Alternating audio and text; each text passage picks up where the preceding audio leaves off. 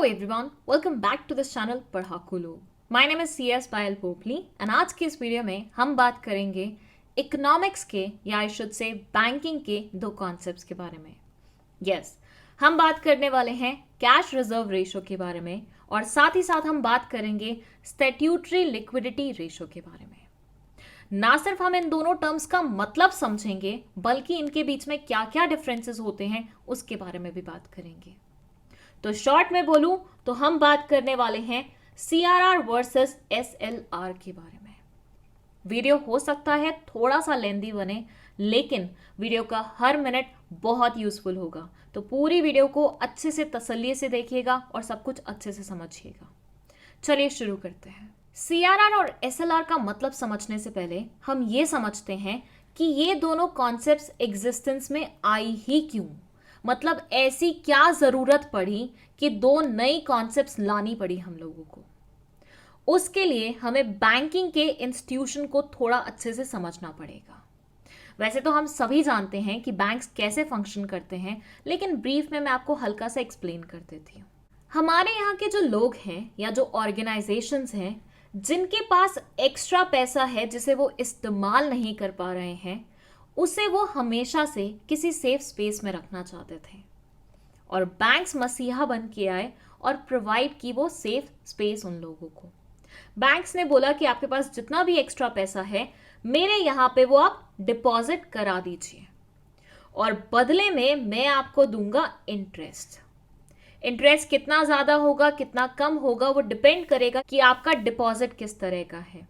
Whether it's demand deposit तो उसमें कम interest मिलेगा, FD होगी तो उसमें ज़्यादा इंटरेस्ट मिलेगा, RD होगी तो उसमें मीडियम टाइप इंटरेस्ट मिलेगा।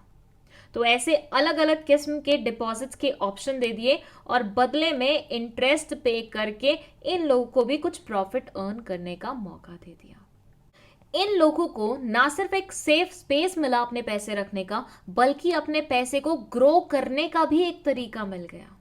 ऑब्वियसली वो पैसा अगर अपने घर में लॉकर में रखते, गुल्लक में रखते, तो वो उतना का उतना ही मिलता है इन्हें हमेशा, लेकिन बैंक में रखने से, इंटरेस्ट बढ़ने से कहीं ना कहीं इनको अपने पैसे पे कुछ कमाने का मौका मिल गया। अब बैंक इस पैसे का क्या करता है? बैंक इस पैसे को आगे लोन के रूप में देता है ऐसे लोगों या इंस्टीट्यूशन को जिनको पैसे की जरूरत है और उनके पास पैसा नहीं है। तो बेसिकली बैंक्स ने क्या किया, ऐसे लोग जिनके पास एक्स्ट्रा पैसा था उनसे डिपॉजिट्स के रूप में पैसा लिया और वही पैसा आगे पास ऑन किया ऐसे लोगों को जिनको उस पैसे की जरूरत थी, और यहां से बैंक को रिटर्न में क्या मिलेगा? इंटरेस्ट मिलेगा। मतलब यहां बैंक इंटरेस्ट ले रहा है। अब आप सोच रहे होंगे कि बैंक इतना नेक काम क्यों कर रहा है? तो भैया बैंक अपना बिजनेस कर रहा है इस इंटरेस्ट रेट में, और इस इंटरेस्ट रेट में होता है गैप, जो कि बैंक की होती है कमाई। मतलब बैंक लोन जो देता है वो ज्यादा इंटरेस्ट रेट पे देता है और जो खुद इंटरेस्ट पे करता है डिपॉजिटर्स को वो कम होता है। तो बीच का ये 3% जो है वो बैंक की कमाई हो जाती है। तो बैंक भी क्या कर रहा है? बैंक अपना बिजनेस कर रहा है। बट क्या आपने कभी सोचा है कि बैंक क्या पूरा का पूरा डिपॉजिट का अमाउंट आगे लेंड कर देता है लोन के रूप में, या थोड़ा अपने पास रखता है? अब हो सकता है आपके दिमाग में ऐसा क्वेश्चन आए कि क्यों रखेगा, अगर इसको ज्यादा इंटरेस्ट कमाने का मौका मिल रहा है तो पूरा का पूरा इसे लोन के रूप में दे देना चाहिए आगे लोगों को। बैंक को अपने पास क्यों रखना है आइडली फंड? तो बेटा ये देखो, अगर मानो बैंक को टोटल 100 रुपए डिपॉजिट्स के रूप में मिले हैं और पूरे के पूरे 100 रुपए उसने लोन के रूप में आगे पास ऑन कर दिए, और ये आगे वाले निकले बिल्कुल नीरव मोदी जैसे, मतलब पैसे लेके भग गए, तो ऐसे में बैंक्स डिपॉजिटर को कैसे पैसे पे करेगा भाई? क्योंकि डिपॉजिटर्स तो बैंक को छोड़ेंगे नहीं। वो तो नहीं बोलेंगे कि हाँ हाँ कोई बात नहीं, तुम्हारे साथ भी बुरा हुआ, तुम्हारा भी पैसा नीरव मोदी लेके भाग गया तो अब हम तुम्हें छोड़ देते हैं। ऑब्वियसली नहीं, वो उनकी हार्ड अर्न मनी थी, वो क्यों छोड़ेंगे? तो यहाँ पे बैंक के लिए बहुत बड़ी समस्या खड़ी हो जाएगी। ऐसा सिनेरियो बैंक को नहीं देखना पड़े, इसीलिए बैंक को ऑब्लाइज किया गया, उसके ऊपर एक ऑब्लिगेशन रखी गई, उसके ऊपर एक रेस्ट्रिक्शन रखी गई कि आपके पास डिपॉजिट्स के रूप में जितना भी पैसा आता है वो पूरा का पूरा आप लेंड नहीं कर सकते। उसका 1% आपको रिजर्व्स के रूप में रखना पड़ेगा, इधर अपने पास या आरबीआई के पास। और उन्हीं रिजर्व्स को हम बोलते हैं सीआरआर एंड एसएलआर। सो क्या समझ में आया? सीआरआर और एसएलआर कुछ नहीं है, बैंक्स द्वारा होल्ड किया हुआ वो पैसा है जो डिपॉजिट्स के रूप में उन्हें मिला था, लेकिन लोन के रूप में उन्होंने आगे पास ऑन नहीं किया। मतलब एक परसेंटेज होगा बेसिकली। और ये क्यों नहीं किया, उसका रीजन आप समझ चुके हैं कि अगर मान लीजिए कभी लोन वाला पैसा वापस नहीं आया तो एटलीस्ट कुछ तो हो डिपॉजिटर्स को वापस करने के लिए। तो बेसिकली यहाँ पे बैंक्स क्या कर रहे हैं, रिस्क को कवर कर रहे हैं। कौन से रिस्क को? जो लोन के रूप में पैसे आप बांट रहे हैं लोगों को, जो लोग लेके भाग सकते हैं। चलिए, आई होप आपको ओवरव्यू मिल चुका है कि सीआरआर और एसएलआर क्यों एग्जिस्टेंस में आया था। नाउ लेट्स लर्न सीआरआर क्या होता है। सबसे पहले तो आपको सीआरआर का फुल फॉर्म पता होना चाहिए। It's cash reserve ratio. ये क्या बोलता है? जो लोग और कंपनीज अपना हार्ड अर्न मनी डिपॉजिट्स के रूप में बैंक में जमा करके जाते हैं, उसे बैंक की लैंग्वेज में मोटा मोटा एनडीटीएल के नाम से जाना जाता है। एनडीटीएल का फुल फॉर्म होता है net demand and time liabilities. अब ये होता क्या है वो आप सबको पता होना चाहिए। नहीं पता है, इसके रिगार्डिंग ऑलरेडी वीडियो बनी हुई है, आई बटन पे जाइए और देख लीजिए उस वीडियो को।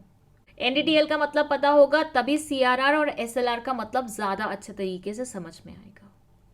मोटा मोटा मैं यहाँ पे बता रही हूँ आपको। एनडीटीएल बेसिकली सारे डिपॉजिट्स का सबमिशन होता है और एक फॉर्मूला लगता है जिसमें कुछ एडिशन और सब्सट्रैक्शन होती है। वो सारा डिटेल आपको वहीं उस वीडियो में देखने को मिलेगा, ठीक है। सो बेसिकली बैंक, जैसे मैंने आपको बताया, पूरा का पूरा पैसा लोन के रूप में लोगों को नहीं बांटता है। वो क्या करता है कि एनडीटीएल का एक परसेंटेज निकालता है और उसे जमा कर देता है आरबीआई के पास। वो परसेंटेज एनडीटीएल का जो बैंक जमा करता है आरबीआई के पास, उसे हम बोलते हैं सीआरआर, मतलब कैश रिजर्व रेशियो। तो एग्जाम्पल की मदद से समझाऊं तो अगर मान लीजिए कंपनी ने टोटल 50 रुपए बैंक के पास रखे हैं, लोगों ने भी टोटल 50 रुपए बैंक के पास रखे हैं, और यहां हम एनडीटीएल मान लेते हैं कि 100 रुपए है, कि 100 रुपए बैंक के पास टोटल पड़े हुए हैं जो कि उसे लोगों से मिले हैं। तो ये पूरा का पूरा 100 रुपया ये लोन के रूप में लोगों को नहीं दे सकता आगे। इसका 1% उसे निकालना पड़ेगा। फॉर से मैं बोलती हूं कि 10%, ठीक है। एनडीटीएल का 10% इसे अलग से रखना पड़ेगा। कितना निकलेगा? 10 रुपए निकलेगा।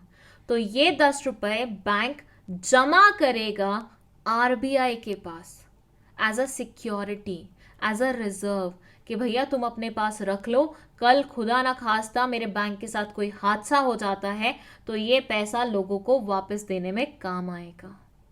सो रिस्क को कवर करते हुए एक परसेंटेज एनडीटीएल का बैंक्स ने क्या किया, आरबीआई के पास रखवा दिया।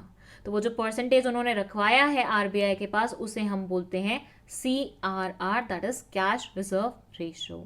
सो सीआरआर इज नथिंग, एनडीटीएल का एक फ्रैक्शन, एक परसेंटेज जो आरबीआई के पास बैंक्स ने रखवाया है सेफ्टी पर्पस से, रिस्क को कवर करवाते हुए। आया इतना समझ में? ये सीआरआर की परसेंटेज हो कितनी सकती है?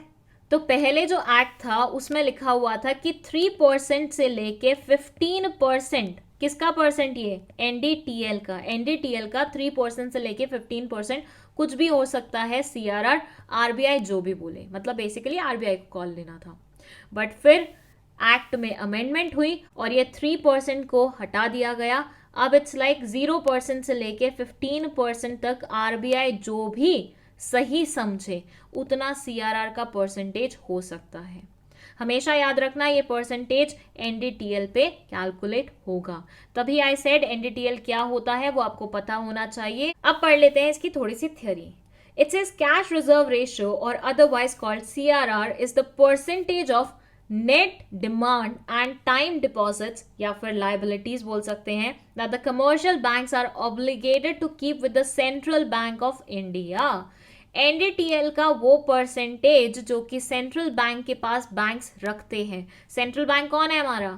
सेंट्रल बैंक इज आरबीआई, और ये होता है कैश की फॉर्म में। याद रखिएगा ये काइंड ऑफ डिफरेंस भी है एसएलआर और सीआरआर के बीच में। सीआरआर कैश के रूप में आरबीआई के पास रखवाया जाता है। So the banks are not allowed to use that money kept with RBI for economic and commercial purposes. Obviously जो पैसा आपने RBI के पास रखवा दिया है उसे आप इस्तेमाल कैसे कर सकते हैं, तो वही लाइन लिखी हुई है कि बैंक्स इस पैसे को इस्तेमाल नहीं कर सकती है इकोनॉमिक या फिर कमर्शियल पर्पस के लिए। तो आई होप सीआरआर आपको समझ में आ गया है। Now let's move to SLR. Again लोग हैं, कंपनीज हैं, ऑर्गेनाइजेशंस हैं, हार्ड अर्न एक्स्ट्रा मनी जो कि वो खुद इस्तेमाल नहीं कर रहे हैं बैंक्स के पास डिपॉजिट्स के रूप में रखवाते हैं। अगेन एनडीटीएल कैलकुलेट होता है बैंक द्वारा। अगेन एनडीटीएल का 1% बैंक अलग निकाल के रख देती है। अब यहां पे क्वेश्चन उठता है कि अलग निकाल के बैंक करता क्या है, फिर से क्या आरबीआई को दे देता है, तो उसका आंसर है नो।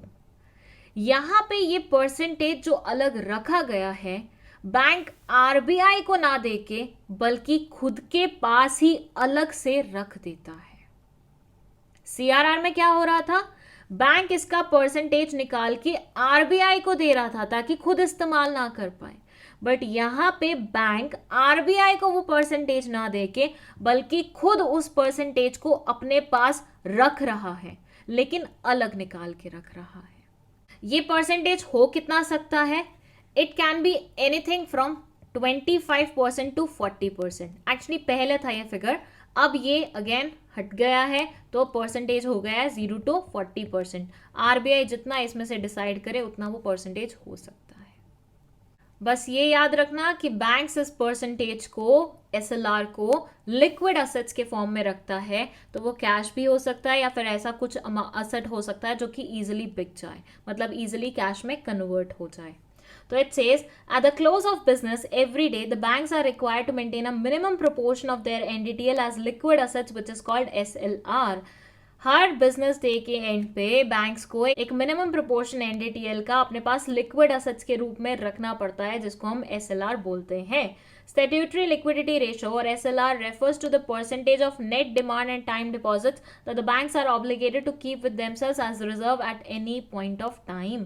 किसी भी point of time में इनके पास जो reserves के रूप में रखा होता है, जो इनकी obligation बनती है, उसे हम क्या बोलते हैं, SLR बोलते हैं। अगेन ये भी NDTL का ही percentage होता है। So मोटा मोटा अगर मैं यहाँ पे अब बोलूँ तो CRR कुछ नहीं है, इसमें बस ऐसा है कि एक बच्चा है जिसको अभी सैलरी मिली है 10,000 की और उसने उस सैलरी का एक हिस्सा, एक परसेंटेज निकाल के अपनी माँ को पकड़ा दिया है, ये बोलते हुए कि अगर पूरा पैसा मैं अपने पास रखूंगा तो वो खर्च हो जाएगा, तो बेटर इस पैसे को आप अपने पास संभाल के रख लीजिए, मुसीबत के समय में काम आएगा। वहीं पे एसएलआर में यही सेम बच्चा 10,000 रुपए, या फिर आप बोल सकते हैं कि 8,000 बचे ना, 2,000 तो माँ को दे दिए, इस 8,000 रुपए में से एक परसेंटेज निकाल के अपने पास रख रहा है, बट इस परसेंटेज को वो अपने वॉलेट में ना रख के बल्कि अपनी गुल्लक में रख रहा है कि ये कहीं खर्च ना हो जाए। और हम सब जानते हैं कि गुल्लक हमारे घर में कब टूटती है, जब कोई इमरजेंसी होती है या पैसे की आवश्यकता पड़ती है। सो एक पैसा तुमने अपनी माँ को पकड़ा दिया है, दैट इज आरबीआई, और एक पैसा तुमने अपने पास ही गुल्लक में रख लिया है, that means bank keeping it's amount with itself. आया इतना समझ में? चलिए अब लगे हाथ ये भी जान लेते हैं कि सीआरआर और एसएलआर की परसेंटेजेस में या इनके रेट्स में कभी इंक्रीज या डिक्रीज होता है तो उससे इकोनॉमी पे क्या फर्क पड़ता है। सबसे पहले बात करेंगे कि अगर सीआरआर का रेट बढ़ रहा है तो उससे क्या फर्क पड़ेगा। इमेजिन करो बैंक के पास 100 रुपए थे, ठीक है, पहले सीआरआर का परसेंटेज था 10%, तो 10 रुपए हम क्या कर रहे थे, आरबीआई के पास रखवा रहे थे। बैंक के पास कितने बच रहे थे, 90 रुपए बच रहे थे लोगों को लोन देने के लिए, ठीक है। अभी थोड़ी देर के लिए एसएलआर को भूल जाते हैं, ठीक है, उसके बारे में बात नहीं कर रहे। तो 100 रुपए में से 10 हमने आरबीआई के पास रखवा दिए, बैंक के पास अब बचे हैं 90 रुपए लोन देने के लिए, तो बैंक इस 90 रुपए को लोन के रूप में दे देगा। लेकिन अगर CRR का परसेंटेज बढ़ जाता है और फॉर से 20% हो गया, वैसे तो ये 15% से ऊपर नहीं जा सकता, लेकिन एग्जाम्पल के लिए ले रहे हैं, ठीक है, 20% हो गया, अब बैंक को 20 रुपए RBI के पास रखवाने पड़ेंगे, मतलब बैंक के पास बचेंगे सिर्फ 80 रुपए लोन देने के लिए। तो बैंक ज्यादा लोगों को लोन नहीं दे पाएगा या ज्यादा अमाउंट का लोन नहीं दे पाएगा। तो CRR की परसेंटेज अगर इंक्रीज होती है तो बैंक के पास पैसे की कमी हो जाती है, जिसकी वजह से वो ज्यादा लोन नहीं दे पाते हैं। वहीं पे अगर इसका उल्टा हो जाएगा, CRR कम हो जाएगा, तो ऑब्वियसली 10 रुपए की जगह 5 रुपए रखने पड़ेंगे, तो 95 इनके पास बचेंगे लोन के रूप में देने के लिए। वाइस वर्सा वाली सिचुएशन है। वहीं SLR की बात की जाए और SLR का रेट अगर बढ़ रहा हो तो बैंक को अब अपने पास रहने वाले रिजर्व का अमाउंट इंक्रीज करना पड़ेगा। अगेन लोगों के लिए पैसा कम बचेगा। तो CRR को इंक्रीज करो या SLR को इंक्रीज करो, बात यही बनती है कि लोगों को देने के लिए पैसा कम बचता है बैंक्स के पास। ठीक है, आया इतना समझ? चलो, now let's move to the differences between CRR and SLR। पहला डिफरेंस है मीनिंग का। मीनिंग में ये बोलते हैं कि ये वो अमाउंट होता है जो कि बैंक्स को सेंट्रल बैंक के पास रखवाना पड़ता है कैश के रूप में, whereas SLR वो अमाउंट होता है जो बैंक्स खुद अपने पास लिक्विड असेट्स के रूप में रखते हैं, जो कि कैश के रूप में भी हो सकते हैं, गोल्ड के रूप में भी हो सकते हैं, या फिर अप्रूव्ड सिक्योरिटीज, मतलब ऐसे सिक्योरिटीज जिनको अप्रूव किया गया है RBI द्वारा, उसके रूप में भी रख सकते हैं। रेगुलेट करती है मॉनेटरी स्टेबिलिटी, जबकि SLR रेगुलेट करती है बैंक्स लेवरेज। यूज की बात करें तो ये एक्सेस मनी इकोनॉमिक सिस्टम से ड्रेन करने के काम आती है, क्योंकि CRR को बढ़ा देते हैं तो एक्सेस मनी वापस आ जाएगी। वेयरएज SLR यूज होता है सॉल्वेंसी के लिए, बैंक की सॉल्वेंसी मेंटेन रहे उसके लिए। मेंटेन किसके द्वारा किया जाता है? CRR RBI द्वारा, मतलब किसी भी बैंक को CRR का अमाउंट RBI को देना पड़ता है, जबकि SLR वो खुद अपने पास मेंटेन करते हैं। ये किस फॉर्म में होता है? CRR होता है कैश या कैश इक्विवेलेंस के फॉर्म में, और SLR हो सकता है लिक्विड असेट्स के फॉर्म में, मतलब ऐसे असेट्स जो इजीली कैश में कन्वर्ट किए जा सकते हैं। रिटर्न की बात करें तो बैंक CRR के बदले में कुछ भी इंटरेस्ट नहीं गेन करता RBI से। पहले हुआ करता था कि RBI इंटरेस्ट देता था CRR के बदले में, लेकिन आज की डेट में ऐसा नहीं होता। वहीं SLR की बात करें तो banks usually earn interest return on the funds kept as SLR। Banks SLR पे कुछ ना कुछ इंटरेस्ट गेन कर लेता है, तो SLR में उनका फायदा हो जाता है, CRR में बिल्कुल फायदा नहीं होता। And that's it. I hope ये पूरी वीडियो आपको बहुत अच्छे तरीके से समझ में आई है। कोई भी डाउट है तो फटाफट जाइए, कमेंट सेक्शन खुला हुआ है, वहां लिख दीजिए। इसके अलावा अगर आप चाहते हैं कि बैंकिंग या फिर इकोनॉमिक्स की किसी पर्टिकुलर टर्म पे हम वीडियो बनाएं तो let us know in the comment section, but please specific term mention करिएगा, कोई सिलेबस पूरा का पूरा मत मेंशन कर दीजिएगा या फिर कोई क्लास मेंशन मत कीजिएगा, ठीक है? टॉपिक्स मेंशन कीजिए। वीडियो पसंद आई है तो लाइक का बटन दबा दीजिए, इस चैनल को अपने दोस्तों के साथ शेयर कर लीजिए और खुद भी सब्सक्राइब करते हुए जाइएगा। That's it, thank you so much for watching this video.